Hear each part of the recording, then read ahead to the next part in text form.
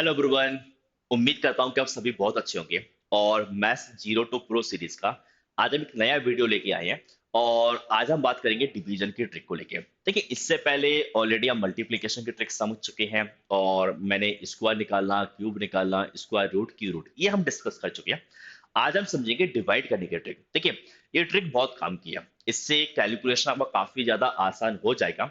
और जिन बच्चों को काफी प्रॉब्लम आती है कि सर बहुत बड़े बड़े नंबर जब होते हैं तो बड़े बड़े नंबर को डिवाइड करने में थोड़ा सा समय ज्यादा लगता है और कई बार समझ में नहीं आता कि कैसे वो डिवाइड होगा।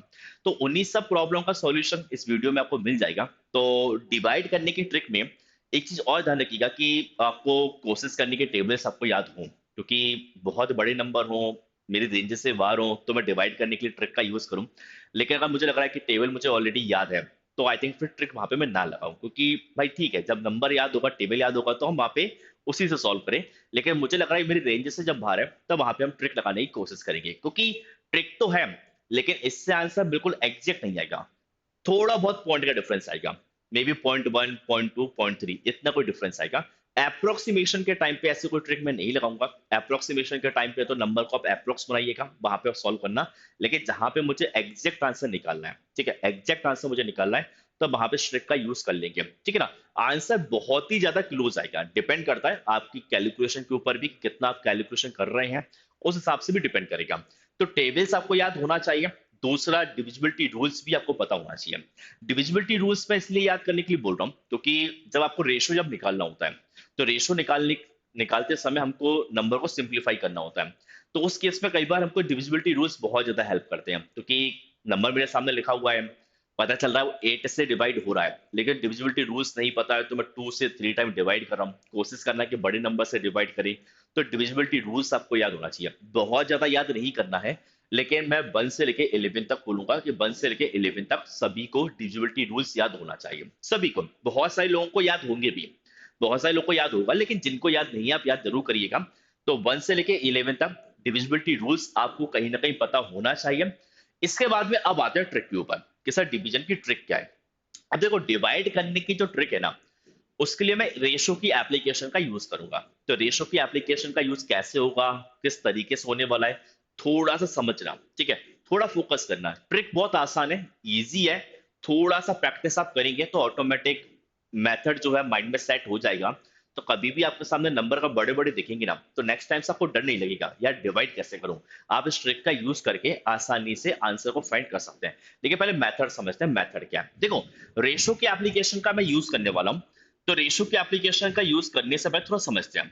जैसे एक नंबर में लिया 10 अपॉन कितना 20, 10 अपॉन कितना 20। देखिए, अब 10 अपॉन 20 अगर है तो इनका जो रेशो आएगा, इनका रेशो कितना 1/2 आएगा। इनका रेशो कितना 1/2 आएगा। अब रेशो की एप्लीकेशन बोलती क्या है? सर रेशो की एप्लीकेशन ये बोलती है कि मान लीजिए सर, अगर सर मैंने न्यूमरेटर में सर मैंने 2 को ऐड किया। सर न्यूमरेटर में मैंने किसको ऐड किया? 2 को ऐड किया। तो सर यहाँ पे डिनोमिनेटर में मैं ऐसी कौन सी वैल्यू ऐड कर दूं, ऐसी कौन सी वैल्यू ऐड कर दूं ताकि रेशो में चेंज ना आए। ठीक है, मैंने क्या, ऊपर तो मैंने 2 ऐड किया, ऊपर मैंने क्या किया, 2 ऐड किया। लेकिन सर डिनोमिनेटर में मैं ऐसी कौन सी वैल्यू ऐड कर दूं ताकि रेशो में चेंज ना आए। देखिए, तो इसका मतलब हम करेंगे क्या, इस रेशो का यूज करेंगे। न्यूमरेटर का रेशो कितना 1 था, डिनोमिनेटर कितना 2 है। सर ऊपर आपने 2 ऐड किया तो रेशो कितना 1 है, तो 1 की वैल्यू कितना 2, 1 कितना 2 है। 1 अगर 2 अगर हुआ तो सर यहाँ पे कितना 4 होगा, यहाँ पे कितना 4 होगा। तो सर अगर मैं यहाँ पे 4 ऐड करता हूँ, क्या ऐड करता हूँ, 4 ऐड करता हूँ। और अगर मैं अब इनका रेशो निकालूं 12 अपॉन कितना 24, सर 12 अपॉन 24, सर इनका रेशो 1/2 आएगा। इनका रेशो कितना 1/2 आएगा। तो इससे मुझे ये समझ में आ रहा है कि कभी भी अगर मेरे पास में दो नंबर है, उनके रेशो को अगर मैं सेम रखना चाहता हूं, रेशो को मैं सेम रखना चाहता हूं और मुझे कुछ प्लस या माइनस करना है, प्लस या माइनस कुछ भी करना है, तो वो उस रेशो के अकॉर्डिंग अगर मैं प्लस या माइनस अगर कर दूंगा तो रेशो में चेंज नहीं आएगा। रेशो में क्या चेंज नहीं आएगा, ठीक है ना। अदरवाइज अगर मैं रैंडमली कोई भी वैल्यू ऐड कर दूं, कोई भी वैल्यू ऐड कर दूं, सर ऊपर 2 नीचे 3, अगर ऊपर ऊपर 2 नीचे 3 आप ऐड कर देंगे तो रेशो में चेंज हो जाएगा। और रेशो में अगर चेंज अगर हो गया तो फिर आंसर चेंज आएगा। तो रेशो अगर सेम रहा तो आंसर भी सेम ही रहने वाला है, ठीक है ना। तो ध्यान रखना, प्लस या माइनस जब भी हम करेंगे इन दोनों नंबर का जो रेशो होगा उस रेशो के अकॉर्डिंग ही मुझको प्लस या माइनस करना है, ठीक है ना। तो यहां से एक और एग्जांपल और समझते हैं। जैसे मान लीजिए अगर ऐसा होता कि सर ये लिखा हुआ है 30 और ये लिखा है कितना 40, आप इनका रेशियो अब निकालेंगे। रेशियो कितना आएगा 3 अपॉन कितना 4 आएगा, 3/4। मान लीजिए मैंने ऊपर से 12 को माइनस किया, क्या किया 12 को माइनस किया। अच्छा ऊपर से 12 माइनस कर रहे हो तो इसका मतलब सर 3 की वैल्यू कितना 12 है, 3 कितना 12 है। 3 अगर 12 अगर हुआ तो 1 कितना 4 होगा, 1 कितना 4, तो 4 कितना 16 होगा, 4 कितना 16 होगा। ऊपर से अगर 12 माइनस करोगे तो नीचे से सर 16 माइनस करना पड़ेगा, कितना 16 को माइनस करना पड़ेगा। इसको आप सॉल्व करेंगे तो कितना आएगा 28 और सर 20 नहीं सर 18, ये वाली वैल्यू कितना 18 आना चाहिए। और यहाँ पे आप करेंगे तो कितना 24 आएगा, कितना 24 आएगा। 6 से कितना 3, 6 से कितना 4, तो ये मेरे पास में क्या आ गया रेशो आ गया, ठीक है ना। ऐसे वही रेशो है ना 3 और 4। तो यहाँ से मुझको ये समझ में आ रहा है कि अगर मान लीजिए कभी भी हम न्यूमरेटर या डिनोमिनेटर में कुछ भी प्लस या माइनस अगर मैं करूंगा तो सर रेशो के अकॉर्डिंग प्लस या माइनस करने पे उस रेशो में चेंज नहीं आएगा। तो रेशो में अगर चेंज नहीं आया तो इसका मतलब क्या सर आंसर फिर मेरा सेम ही आने वाला है, ठीक है ना। तो एक एग्जांपल पे आते हैं और डिवाइड करना समझते हैं और रेशो की एप्लीकेशन का यूज कैसे होगा डिवीजन में थोड़ा सा पे देखते हैं हम लोग। जैसे लिखा क्या है 378 डिवाइडेड बाय कितना 98। अब देखो पहले एक काम करूंगा रेशो निकालेंगे।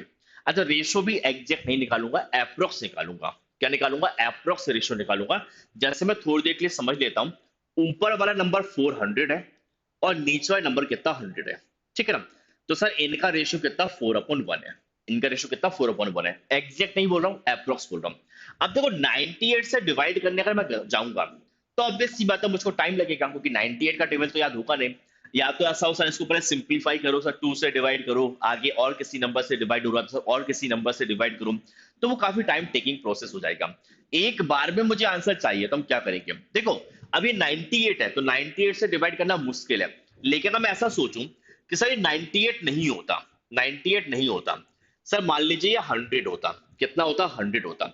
अगर नीचे अगर 100 अगर बन गया तो सर डिवाइड करना आसान है, फिर तो पॉइंट ही तो लगाना है, क्या करना है पॉइंट ही लगाना है।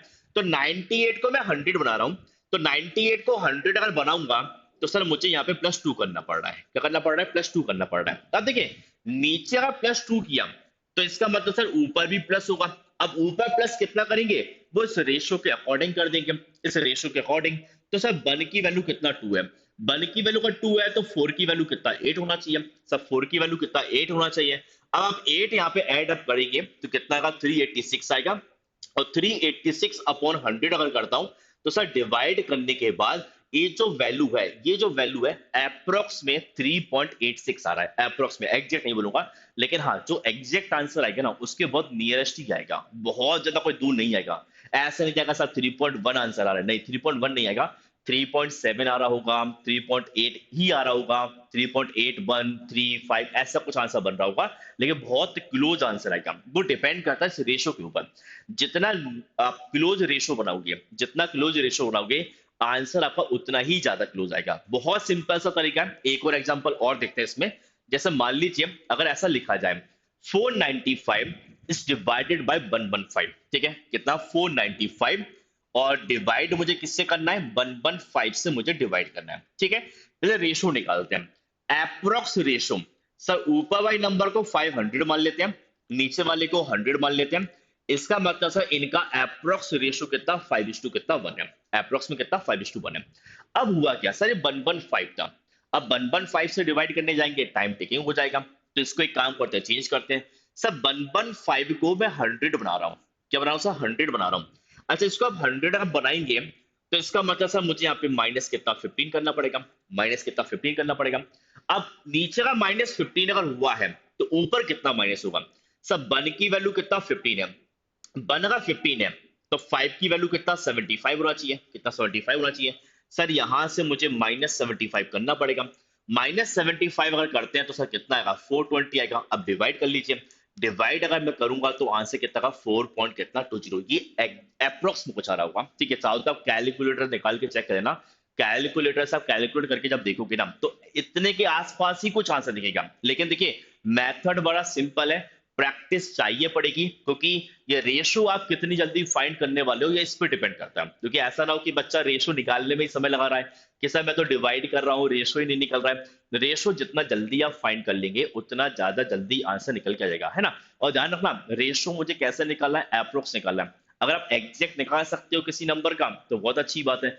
एग्जैक्ट अगर नहीं निकल पा रहा है तो क्या निकालें, आप उसको अप्रोक्स रेशो निकाल के सॉल्व करिए, तो आंसर आपको मिल जाएगा। अब जैसे आगे देखते हैं, इसमें क्या लिखा हुआ है। ये आपसे बोल रहा है कि 65 इज व्हाट परसेंट ऑफ 98। ऐसा क्वेश्चन जनरली आपको देता है ना डीआई में कि 65 98 का कितना परसेंट है। अब ये अगर करना होता तो क्या बनता, 65 अपॉन कितना 98 इनटू कितना 100। इसको ऐसे ही हम सॉल्व करेंगे ना। अब लेकिन सर नीचे तो 98 है, डिवाइड नहीं हो पा रहा है, तो क्या करेंगे सर, पहले एक काम करते हैं, इनको सॉल्व कर लेते हैं। क्या करते हैं, इनको सॉल्व करते हैं। इनका मैं निकालता हूं रेशो। क्या निकालूंगा, रेशो। तो ऊपर वाली वैल्यू को 60 मान रहा हूं, नीचे वाली वैल्यू को मैं 100 मान रहा हूं। क्या मान रहा हूं, 100 मान रहा हूं। इस हिसाब से इनका जो रेशो आएगा, इनका रेशो सर कितना 3:5 आएगा। कितना 3:5 आना चाहिए, ऐसे कुछ पड़ेगा ना। अब हुआ क्या सर, 65 अपॉन 98 है, 65 अपॉन 98 है। सर मैं डिनोमिनेटर वाली वैल्यू को फिर से 100 बना रहा हूं। क्या 100 यहाँ पे बना रहा हूं। अगर 100 अगर बना रहा हूं तो इसका मतलब सर यहाँ +2 करना पड़ रहा है। यहाँ पे क्या +2 करना पड़ रहा है। इसका मतलब क्या हुआ सर, 5 की जो वैल्यू है, 5 की वैल्यू कितना 2 है। 5 अगर 2 है तो इसका मतलब 1 की वैल्यू कितना होगा, 0.4 होगा। 1 कितना 0.4 होगा। तो 3 की वैल्यू क्या होगी सर, 3 की वैल्यू होगी 0.4 इंटू 3, यानी कितना 1.2 होना चाहिए। अगर नीचे मैंने +2 अगर किया है तो इसका मतलब सर ऊपर कितना करूंगा, +1.2 करूंगा। तो यहाँ पे क्या हो जाएगा 66 पॉइंट कितना 2। और परसेंटेज के फॉर्म में आंसर चाहिए था, इसलिए इंटू 100 हम कर लेते हैं। और जब आप सॉल्व करेंगे तो इसका अप्रोक्स में कुछ कितना परसेंट आएगा, 66 पॉइंट कितना 2% आ रहा होगा। तो मे बी वो 66.3 होगा, 66.1 होगा, लेकिन हाँ आंसर 66 पॉइंट ही कुछ आपको मिलेगा। तो इस तरीके से कहीं ना कहीं हम अपनी कैलकुलेशन को आसान और सिंपल कर सकते हैं ना। एक और एग्जांपल देखते हैं इसको ना, एक और एग्जांपल समझना। जैसे यहाँ पे क्या लिखा है, 412 इज व्हाट परसेंट ऑफ 815। तो कुछ ऐसे ही बनेगा, 412 डिवाइडेड बाय कितना 815 और इनटू कितना 100। ओके, यही मुझे करना पड़ेगा। अब होगा क्या, सबसे पहले काम करते हैं, इनका रेशियो निकाल लेते हैं। देखिए इसको 400 समझते हैं, इसको 800 समझता हूं। तो सर इसका रेशियो कितना 1/2 हो रहा है। इनका रेशियो कितना 1/2 कितना 2 है। अब हुआ क्या सर, नंबर मेरे पास है 412 है और यहाँ पे कितना 815 है।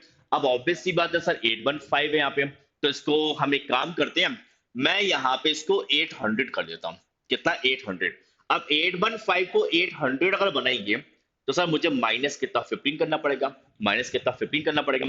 तो सर 2 की वैल्यू कितना 15 है, 2 कितना 15 है। तो 1 की वैल्यू कितना होगा 7.5 होना चाहिए, 1 कितना 7.5 होना चाहिए। तो यहां से काम करते हैं 7.5। 7.5 को मैं अप्रोक्स में 8 लिख देता हूं, क्योंकि देखिए आंसर तो हम अप्रोक्स ही निकाल रहे हैं, तो कोई पॉइंट से बहुत ज्यादा फर्क नहीं पड़ेगा। तो 412 माइनस 8 कर लेता हूं, तो यहाँ पे कितना का 404 आएगा और इंटू कितना 100। आप इसको कैंसिल करेंगे, इंटू 100 इसलिए क्या, क्योंकि परसेंटेज के फॉर्म में निकालना है ना। और 404 अपॉन 8 आप करेंगे ना, तो आंसर कितना का 50 पॉइंट कितना 5%। तो ऐसा कुछ अप्रोक्स में आंसर निकल के आ जाएगा। ठीक है, उम्मीद करता हूं मेथड समझ में आया होगा, मेथड क्लियर होगा। देखिए अब इसमें करना क्या है ना, कि रैंडमली आप अपने मन से नंबर लीजिएगा, ठीक है, उनको कैलकुलेट करना, इस मेथड को लगा के देखना। जहां आपने थोड़े बहुत क्वेश्चन या थोड़े बहुत एग्जांपल आपने सॉल्व करके देखेंगे ना, नो डाउट कहीं ना कहीं ये मेथड आपको बहुत अच्छे से क्लियर हो जाएगा। और एक बार मेथड अगर माइंड में सेट अगर हो गया तो इस टाइप के क्वेश्चन को सॉल्व करने में फिर आपको समय नहीं लगेगा, टाइम नहीं लगेगा। वरना फिर आप जो अभी तक आप कर रहे हो सर, वो अप्रोक्स बना के सर, वो पूरा डिवाइड करके, वो तो टाइम टेकिंग प्रोसेस है। हमको टाइम अगर बचाना है तो कहीं ना कहीं ये मेथड मेरा काफी ज्यादा टाइम बचा लेगा। ओके, और एक क्वेश्चन मैं ये देखे जा रहा हूँ, इस क्वेश्चन का आंसर मुझे कमेंट बॉक्स में बताना कि सर मेरा आंसर ये निकल के आ रहा है। ठीक है ना, सभी लोग ट्राई करना, ये एग्जांपल मैं देखे जा रहा हूँ, ट्राई करेंगे, आंसर कमेंट बॉक्स में बताना। बाकी इससे नेक्स्ट वाली वीडियो में हम और मिलेंगे, और नेक्स्ट वाली वीडियो में हम बात करेंगे परसेंटेज को लेके, जहां परसेंटेज में आपको percent to fraction, fraction to percent ये कन्वर्ट करना मैं सिखाऊंगा, और भी चीजें फिर परसेंटेज के ऊपर देखते रहिए। ओके, चलिए तब तक के लिए bye bye, take care, thank you.